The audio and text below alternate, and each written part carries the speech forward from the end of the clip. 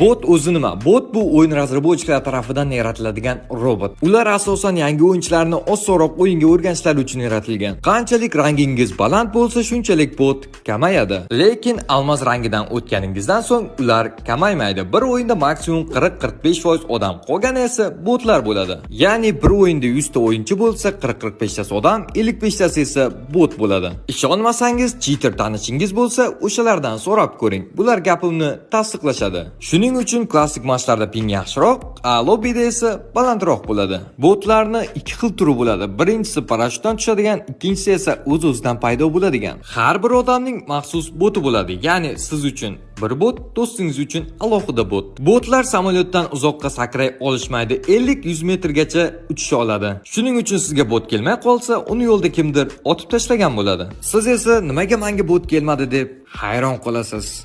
Do'stlar, stop. Bir savol meni anchadan beri qiynardi, faqat men bot kelmay qolsa PUBG ni so'karmidim? Bu muhim emas, mayli, javob berishingiz shart emas.